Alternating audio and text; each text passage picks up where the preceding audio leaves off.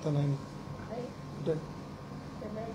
सदावर्ते साहेब, आपण बघतोय जरांगेंना परवानगी मिळाली आहे, तुम्ही विरोध करायला आझाद मैदानमध्ये अर्ज दिला होता, तरी पण तुमच्या विरोधानंतर जरांगेंना परवानगी मिळाली आहे. पहिली प्रतिक्रिया. कायद्याचं राज्य आहे आणि आम्ही ज्यावेळेस तक्रार दिली होती तेव्हा रूल नोटिफाईड झालेले नव्हते. आता आंदोलनाला च्या संदर्भानं मग ते कोणत्याही घटकाचं आंदोलन असो, ते कर्मचाऱ्यांचं आंदोलन असो, वंचितांचं असो किंवा अन्याय अत्याचाराच्या बाबतीतला असो, शिक्षकांचा असो, शिक्षकेतर कर्मचाऱ्यांचा असो, राज्य कर्मचाऱ्यांचा असो की जरंग्यासारख्यांचा असो, सगळ्यांसाठी एक नियमावली तयार झालेली आहे. ते रूल नोटिफाईड झालेले आहेत आणि आम्ही ज्यावेळेस अर्ज केला होता की जरंग्याला देऊ नका तेव्हा रूल नोटिफाईड झालेले नव्हते. रूल नोटिफाईड झाल्याच्या नंतर जरंग्यांनी जे आहे अर्ज केला, त्या अर्जाला संबंधित वरिष्ठ पोलीस निरीक्षकांनी जे आहे कायदेशीर दृष्ट्या रूल्सच्या आधारे, म्हणजे सांगायचं म्हणजे तर 9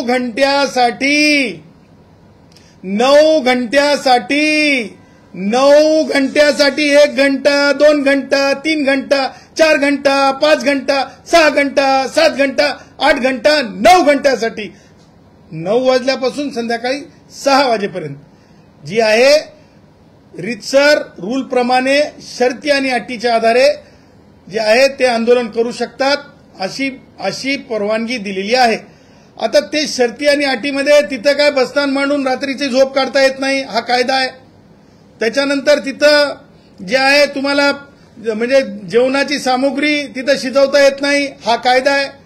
त्याच्यानंतर तिथे तुम्हाला संख्या आहे 5,000 3,000 जे काय असेल ते, कारण तुम्हाला सांगतो तिथं अगोदरही दुसऱ्या काही संघटनांचे लोक आंदोलन करत आहेत, जसं की पोलीस भरतीचे बेरोजगार मुलं आंदोलन करत आहेत. त्या मुलांनी सुद्धा मला फोन केला, ते म्हणे की सर आम्ही 20 लोक उपोषण करतोय, हे माणूस येऊन आमच्यावर आमच्या टेंटच्या बाबतीत काही त्रास होऊ नये म्हणून आम्ही पोलिसांना सांगितलं. सांगायचं तात्पर्य स्पष्टपणे शर्ती अटींचं उल्लंघन का करता येणार नाही जरंग्याला, का करता येणार नाही त्याचं कारण माननीय उच्च न्यायालयाच्या मुख्य न्यायमूर्तींच्या पीठाने स्पष्टपणे जे निर्देश दिलेले आहेत, या नोटिफाईड झालेल्या रूल्सच्या अनुषंगाने या रूलच्या विरुद्ध जाऊन जरंग्याला काहीही करता येणार नाही. आणि मी तुम्हाला सांगतो ह्याच कारणानं जरंग्या वारंवार जो आता व्यक्त होत आहे की नाही आम्हाला एका दिवसाचा नाही, आम्हाला म्हणजे दिवस म्हणत आहे, दिवस नाही दिलेले जरंगे, एक दिवस सुद्धा पूर्ण नाही आहे. कायद्यामध्ये फक्त 9 वाजल्यापासून 6 वाजेपर्यंत संध्याकाळी आहे, सकाळी 9 ते संध्याकाळी 6 पूर्ण दिवस होत नाही. दिवस किती वाजता पहाट होते आणि संध्याकाळ किती वाजता होते, दिवस म्हणजे 24 घंट्याचा असतो. आणि सांगायचं तात्पर्य एका दिवसाला आपण 24 तास मोजतो, त्यापैकी 9 घंटे फक्त जरंग्याला आंदोलनाचे दिलेले आहेत. आणि म्हणून जरंग्यांनी कोणत्याही परिस्थितीत कायद्याचा भंग होऊ नये आणि भंग करण्याची भाषा जरंगे करत आहे. म्हणून मी आझाद मैदानातील वरिष्ठ पोलीस निरीक्षकांना आपल्या माध्यमांमध्ये आलेल्या वृत्ताच्या आधारे, माध्यमांमध्ये आलेल्या व्हिडिओच्या आधारे मी विनंती करत आहे की तो परत तीच भाषा बोलत आहे की आम्ही आझाद मैदानात गेल्याच्या नंतर मी आमरण उपोषण करणार, उठणार नाही, अशा प्रकारची भाषा जरंगे करत आहे. जे उच्च न्यायालयाच्या निर्णयाचं, उच्च न्यायालयाने दिलेल्या डायरेक्शनचं सरळ सरळ जे अवमान आहे, त्याचबरोबर स्टॅट्युटरी कंटेंट सुद्धा आहे.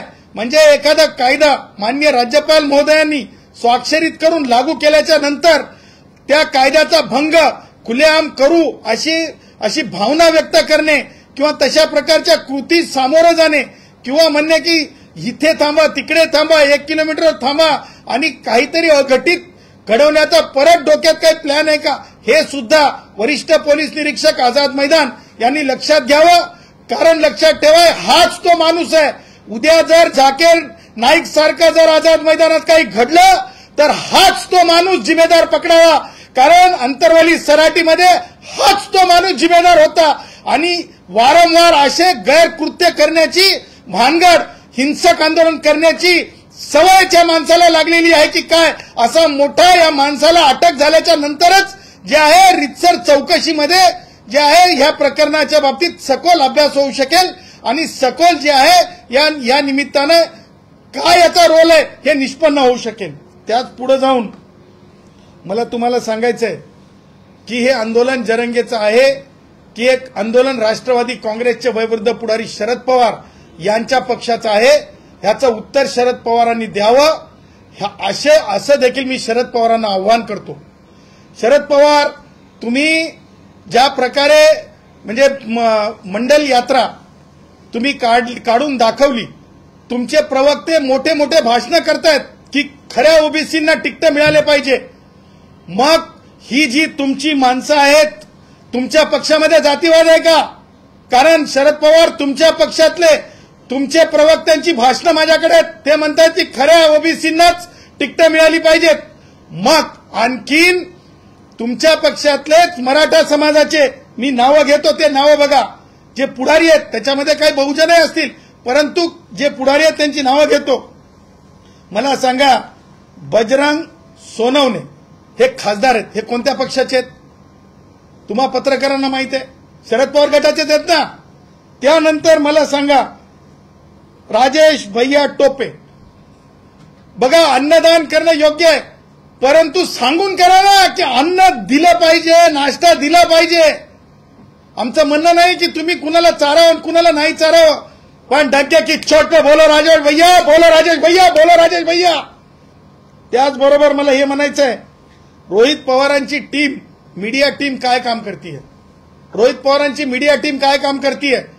त्याचबरोबर तुम्हाला सांगतो, जे क्षीरसागर आहेत, संदीप क्षीरसागर, ह्यांच्या भेटीचं औचित्य काय, ह्यांच्या भेटीचं औचित्य काय, ह्या सगळ्या गोष्टी लक्षात घेता जे जरंगेसोबत लोक चालत आहेत किंवा गाड्यांमध्ये आहेत, या गाड्या ज्या आहेत, माझं म्हणणं आहे की हे जरंगेसोबतचं जे आहे, मी तुम्हाला पूर्वी म्हणत होतो, हे पॉलिटिकल अजेंडा सोबत पॉलिटिकली चालवलेली ही रॅली आहे. आणि मला हे म्हणायचं आहे की ही रॅलीचं जे भविष्य आहे, या रॅलीचं जे अंत आहे, माझं हे म्हणणं आहे की या रॅलीचा अंत हिंसक जर झाला, या रॅलीचा अंत जर हिंसक झाला तर ह्या सर्वस्वी जबाबदार जरंगे असेल. त्यासोबतच ही जेवढ्या लोकांची मी नावं घेतली, ती नावं सुद्धा त्यामध्ये तितकेच त्यांच्या पात्रतेनुसार पात्र असतील, हे सुद्धा मला डंके की चोट पे सांगायचंय. त्या पुढे जाऊन मला हे बोलायचंय की जरंगेच्या मागणीच्या बाबतीमध्ये सदसद विवेक बुद्धी असलेलं कोणी सुद्धा जरंगेच्या बाजूने बोलायला तयार नाही, परंतु आतड्यातल्या कातड्याचं राजकारण करणारे, ज्या प्रकारे जरंगेनं काल परत मुख्यमंत्री महोदयांचा अपमान केला, अगोदर महिलांचा अपमान केला, त्याच्या अगोदर लोकांच्या आया बहिणी काढल्या, तुम्हा माध्यमांच्या लक्षात आलं नाही. काल जरंगे बोलताना काय बोलला? जरंगे बोलला कोणत्या रक्ताचे आहेत, कोणत्या रक्ताचे आहेत, मला सांगा कोणत्या रक्ताच्या आहेत. अशा प्रकारचं अपमानास्पद बोलणं, महिलांच्या बाबतीत अपमानास्पद बोलणं, याच्यावर आता तरी मी गुणरत्न, माझी ताई संसद रत्न आहे, सुप्रिया ताई संसद रत्न आहे ती, आणि मी गुणरत्न. ताई, तुमचा भाऊ गुणरत्न मागणी करत आहे, तुम्ही या वक्तव्यांचा निषेध करणार आहेत की नाही? शरद पवार गट निषेध करणार आहे की नाही? आणि म्हणून जरंगे डरता भी बहुत आहे. जरंगेच्या कथनी आणि करणीमध्ये खूप फरक आहे. मी म्हणेल एक डायलॉग जरंगेच्या या मुंबईमध्ये येण्याबाबतीमध्ये, एक गाणं आहे, झलक दिखला जा जा जा जा जा जा जा जा जा झलक दिखला जा, अरे जा जा जा जा जा जा जा जा झलक दिखला जा. देख जरंगे, बात तो ऐसी है ना कि अनशन करना, आंदोलन करना इस भारत के संविधान की जो है डेमोक्रेसी में दिया हुआ अधिकार है. इसका मतलब ये नहीं है कि आते बराबरी अपन गैर कुछ मांग रहे हो. इसके पहले भी मांगा गया था कि एट्रोसिटी का कानून रद्द कर दो, एट्रोसिटी का कानून रद्द कर दो, एट्रोसिटी का कानून रद्द कर दो. जरंगे, हो सका क्या एट्रोसिटी का कानून रद्द? हो सका क्या एट्रोसिटी का कानून रद्द? हो सका क्या एट्रोसिटी का कानून रद्द? फिर आगे जाके बोलता हूं, जरंगे सर, जरंगेच्या नियतीमध्ये खोट नाही, तर जरंगे सन्माननीय माजी न्यायमूर्ती शिंदे साहेबांची जी समिती आहे, त्या समितीवर वाद आहे. समिती ही संविधानिकदृष्ट्या योग्य की अयोग्य, परंतु अशा समिती जी समिती आहे त्या समिती समोर बोलावणं आल्याच्या नंतर सुद्धा जरंगे गेला का?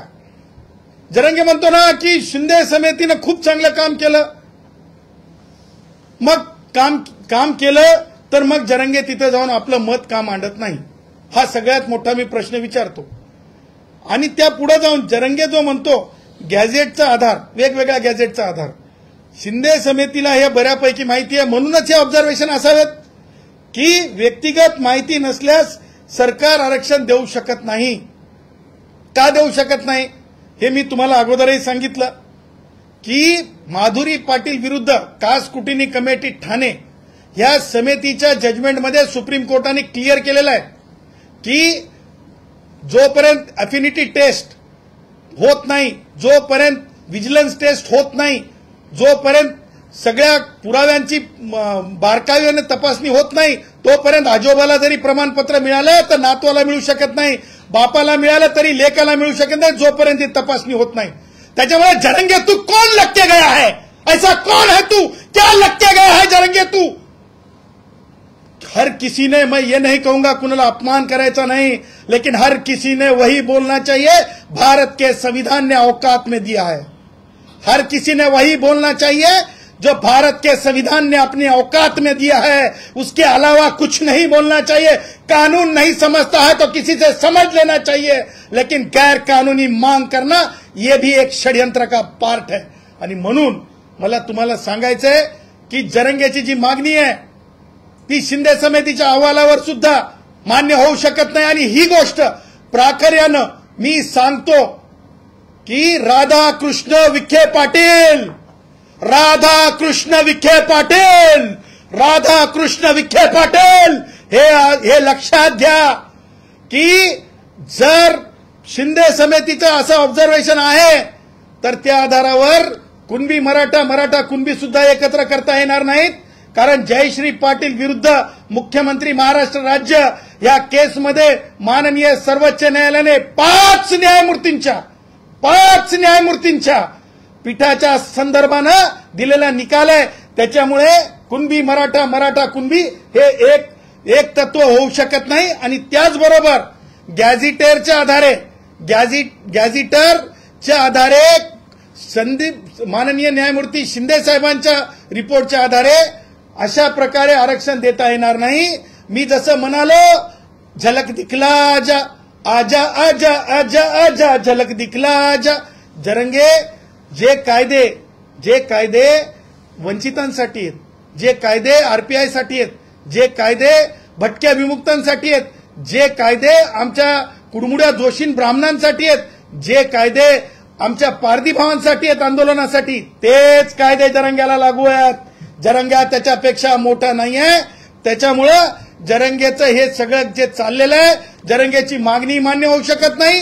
आणि तुम्हाला त्यासोबतच सांगतो जरंगेला कायद्याचं बंधन आहे, कायद्याचा बडगा आहे, हे सुद्धा डंके की चोट पे आम्ही सांगतो. दुसरा प्रश्न असा आहे, एकंदरीतच 1 वर्षापूर्वी जरांगेंनी आंदोलन केलं होतं, ते वाशीच्या वेशीवर असेल.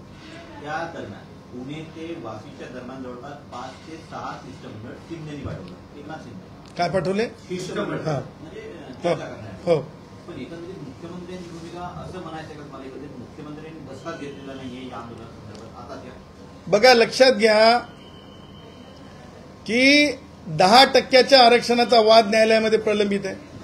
10% मराठा भावांना आरक्षण त्यांनी दिलेलं आहे माननीय मुख्यमंत्र्यांनी किंवा ह्या सरकारनी. त्याच्यामध्ये 2 उपमुख्यमंत्री सुद्धा आहेत, एकनाथरावजी शिंदे सुद्धा आहेत आणि अजितदादा सुद्धा आहेत. मला ही म्हणजे एकनाथरावजींची सरकार होती, म्हणजे मुख्यमंत्री होते त्यावेळेस ते 10% दिलेलं आहे आरक्षण. ते आरक्षण प्रश्नांकित आहे, ते देता येत नाही. याच्या बाबतीमध्ये उच्च न्यायालयात चालू आहे, ते आरक्षणाचे इफेक्ट चालू आहेत. ही एक बाब आहे.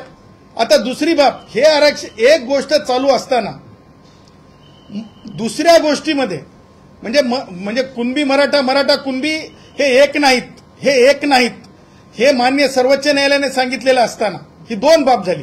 तिसरी बाब गॅझेटर तिन्ही कोणते तुम्ही म्हणा ते काय ते निजामाच्या अवलादीचं ते सत्ता होती तिथल्या गॅझेटर, ते निजामाच्या अवलादीची सत्ता होती, ते हैदर फिदर कोण होते ते हैदराबादचे, त्या तुम्हाला सांगतो त्या आधारावर आरक्षण देता येत नाही, कारण राईटली ऑब्झर्वेशन आहे शिंदे समितीचे. मुळात शिंदे समितीलाही स्वतःलाही अधिकार नाहीत हे द्या म्हणण्याचे, आणि त्यामुळे तिन्ही सगळ्या गोष्टी लक्षात घेता प्रत्येकाला आपलं मत मांडण्याचा अधिकार आहे.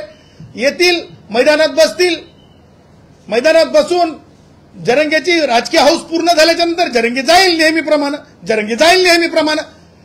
जरंगेची ही हाऊस पूर्ण झाली की जरंगे जाईल नेहमीप्रमाणे, जरंगेची हाऊस पूर्ण झाली की जरंगे जाईल नेहमीप्रमाणे.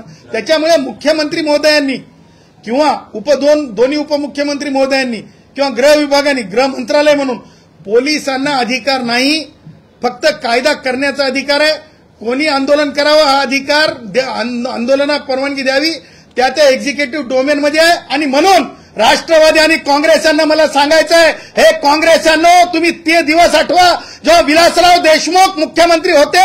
सानंदाच्या केसमध्ये पोलिसांच्या कारवाईमध्ये हस्तक्षेप करू नये असं माननीय सर्वोच्च न्यायालयाने सांगितलेलं आहे. डंके की चोट पे काँग्रेस, राष्ट्रवादी वाल्यांनो, उद्धव वाल्यांनो, तुमच्या कानटाळा उघडण्यासाठी हे मी अगदी माझ्या शैलीमध्ये तुम्हाला सांगत आहे. दुसरीकडे आपण बघतोय की ज्याप्रमाणे या एकंदरीतच जरांगेंची भाषा म्हणा किंवा एकंदरीत आव्हानात्मक भाषा म्हणा, याकडे कसं बघताय? कारण की मुंबईमध्ये आल्याच्या नंतर एकंदरीत कायदा सुव्यवस्था, कारण की 5,000 लोकांनाच फक्त बसण्याची त्यात परवानगी आहे.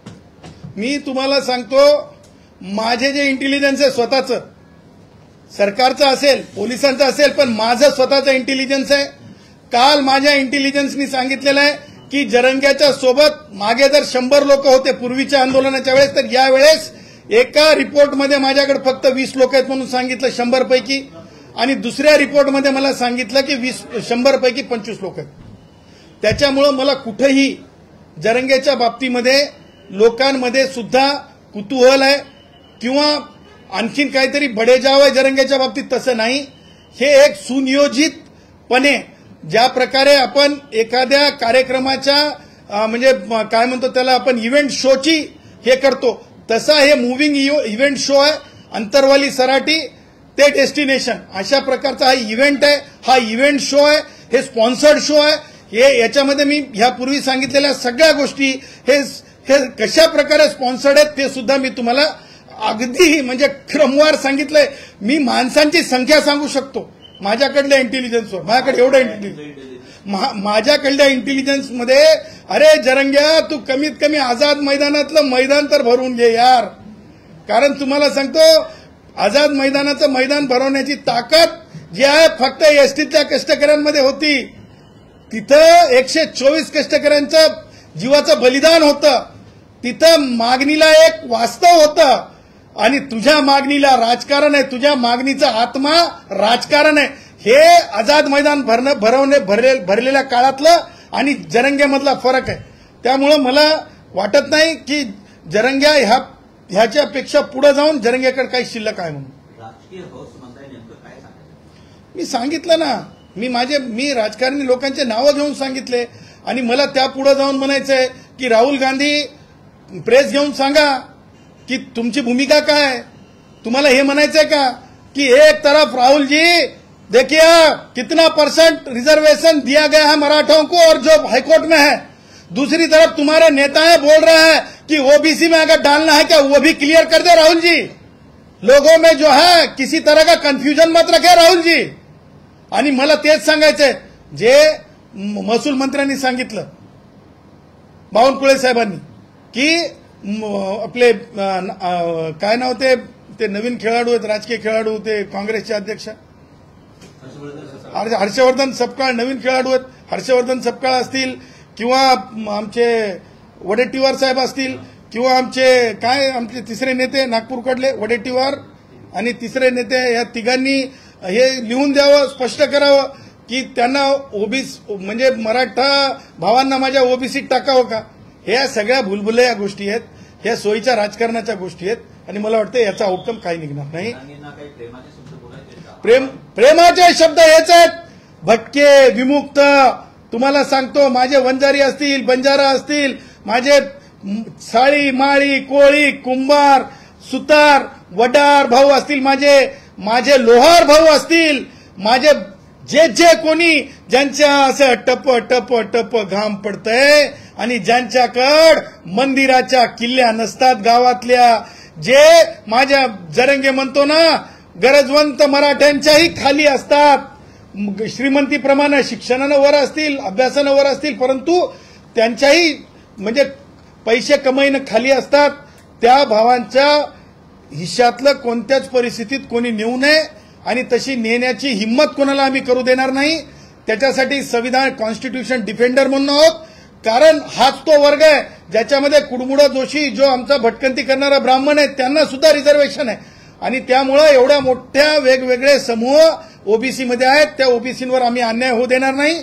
ती आमची रिस्पॉन्सिबिलिटी आहे, कॉन्स्टिट्युशनल रिस्पॉन्सिबिलिटी आहे. आणि धारिष्ट दाखवणारा जो कोणी मंत्री असेल, जो कोणी आमदार असेल की जो म्हणेल की ओबीसीतून आरक्षण या मराठा भावांना आमच्या द्या, त्या सगळ्यांना माननीय न्यायालयामध्ये पार्टी करू. कारण त्यांचं मत दिल्ली उच्च न्यायालयाने एका प्रकरणात सांगितलेलं आहे. एखादी गोष्ट एखाद्या निवडणुकीच्या अजेंड्यामध्ये किंवा एखाद्या प्रकरणामध्ये मंत्र्यांनी व्यक्त केली तर जशीचे तशीच कोर्टामध्ये सुद्धा ती ठेवता येते आणि त्याच्यावर निकाल मागता येतो.